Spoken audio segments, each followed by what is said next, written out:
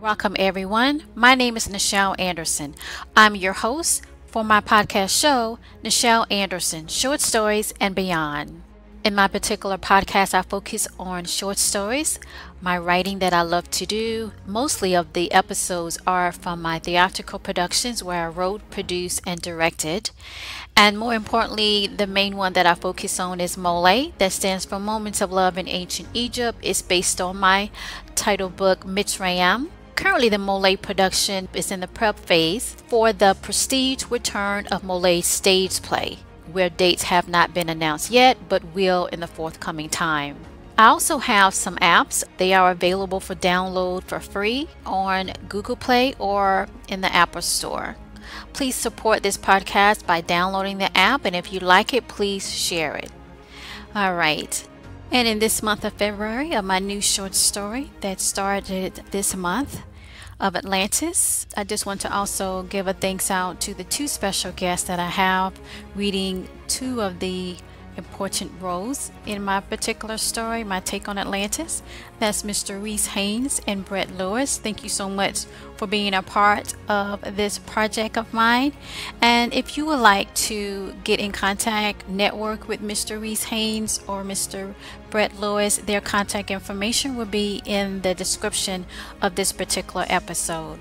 So let's go ahead and focus on Atlantis. My take on this is basically dealing with the time frame where it's focusing on a new royal family, as I mentioned last week, and the particular characters that were revealed. Giving you some highlights of last week, that it's during the second astronomical event, during an equinoctial time, where these two twins, a boy and a girl, that were born to Acobi. He's the father and the main ruler. I don't use the word kings. You're going to notice that. I just felt that it should be focused on leadership. So they hone that as a true title in a sense of their role and their position.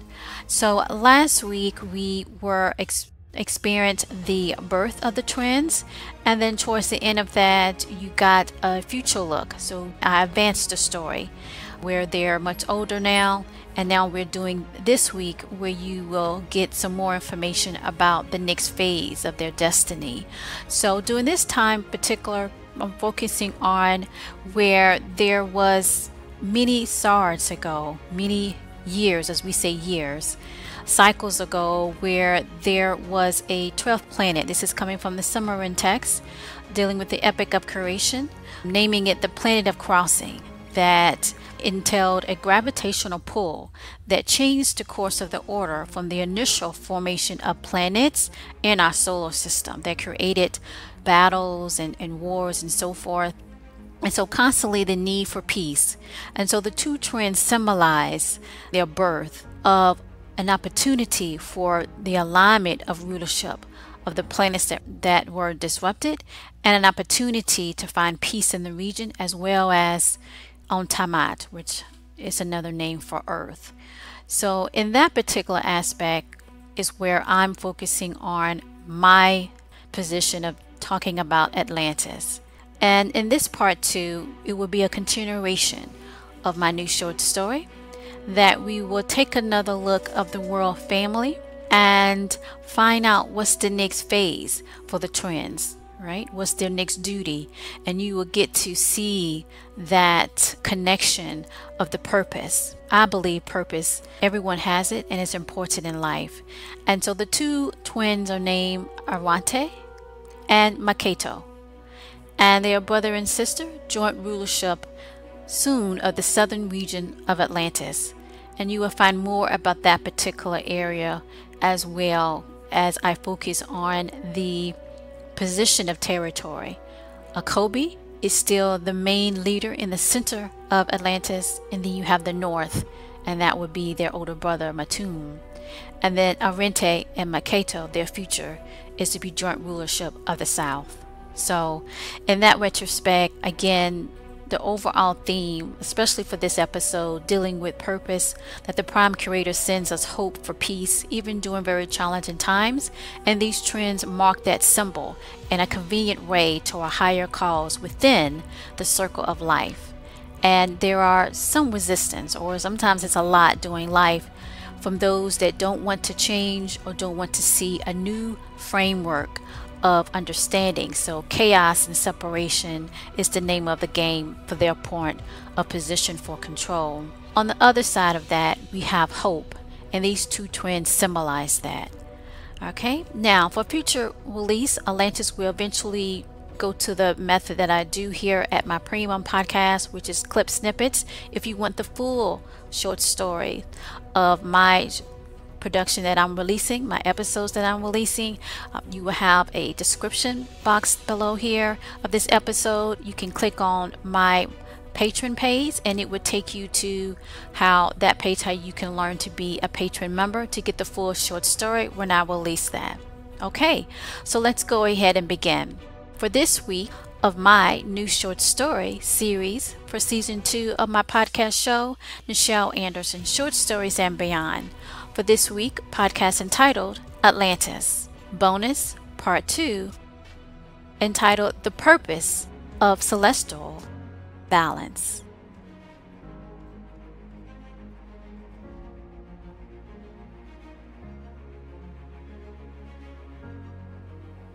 Opening scene. In the far area of Halls of Reason in Atlantis, the royal chamber, made of blue crystal within the secluded area of Commune, there are columns separating the ruling throne of Acobi.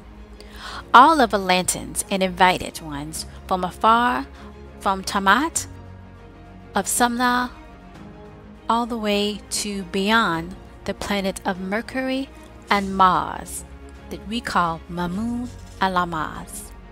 Many dignitaries from afar came to see and acknowledge the twins' future rulership of the southern region of their destiny set forth. It is the high priest Beko, a dear friend of Acobi, that started to speak of the reason before them here in this Apsu. He spoke of the commune forward. From Nana, Ola Mamu, Anawana Baya Lamasa, Tantanten, One Elendas. Translation. We welcome those from planet Mercury and beyond Mars, dignitary rulers visiting Tiamat to be here in Atlantis.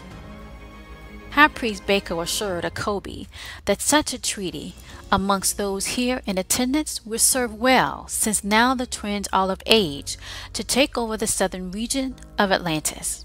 As the waterways that ran through the underground of the floor through the center of authority ruled by Acobi, it eased his thoughts.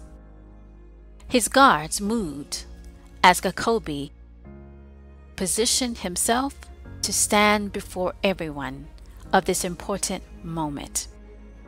He looked throughout and saw many as they were thrilled and excited of the future of Atlantis and their own domain of rulership. As he started to walk forward to take center stage, it was High Priest Beko that joined him side by side as they walked further into the center realm of the rulership hall. It was Acobi that spoke first. I see my forthright unto you both, and with the equinoctial upon us since your arrival here, your leadership will shine as a spool to a tomb. A noon. Doom. Arinte and Makato stood next to each other with the presence of knowing that they were in the midst of their own destiny forward. And as Apsu came beaming through the open airway of the domain of the Hall of Rulership, they were excited to know that they were about to be granted the leadership of the authority to the southern region of Atlantis. Each received a round blue crystal necklace made from the pristine waters surrounding Atlantis, that it was of the formation from the Apsu of the 3 Pleiadians skies by the High Priest of Beko. As the twins kneeled therein, the High Priest Beko said of an ancient saying, A new Noel. Translation: God is the waters that surround and binds us all together as one. That the high priest Baco spoke, that he spoke for their good future and wisdom to bestow on them. There was applause and content of the young children that marked their new beginning within the era of Oral Igma. It was Matun and Nagini that came to hug Arinte and Makato while smiling of their new journey. Matun spoke. I would now teach you both the ways of the four winds that move forth the water of Naru in your joint rulership region. We look forward to that, brother. With your leadership of wisdom, we not fell before you and our fellow Atlantis.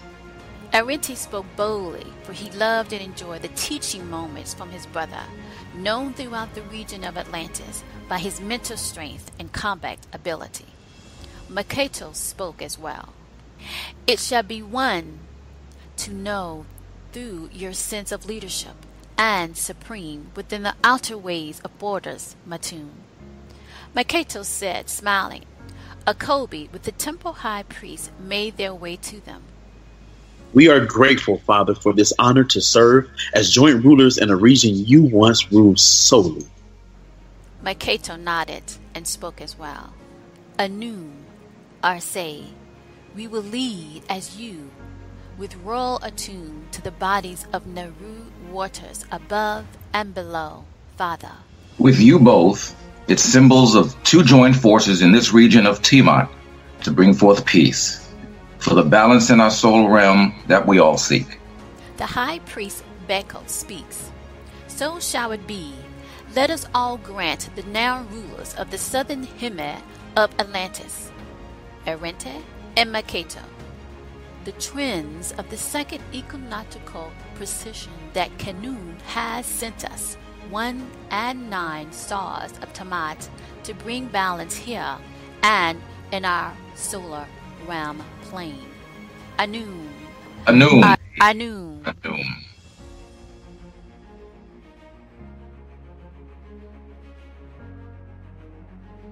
Meanwhile, in the far corners of the gathering, not knowing to those, it was an advisor of the Order of Or named Nosi that turned to the Northern Guard. Nosi spoke for only him to hear. Allow this moment to be revealed to those in Aweo. I will send more of this, Apsu, before 4 Kingo movement to the north of Atlantis. He handed the Northern Guard a wrapped up container made of a brown crystal wrapped bottle to the guard. The Northern Guard nodded as he walked into the dinner hall and vanished into the wall of waterfall in blue. For Nosi knew that in the coming SARS and 10 he would unite his people with the trends assistance of the new era of the equinoctial time. End scene.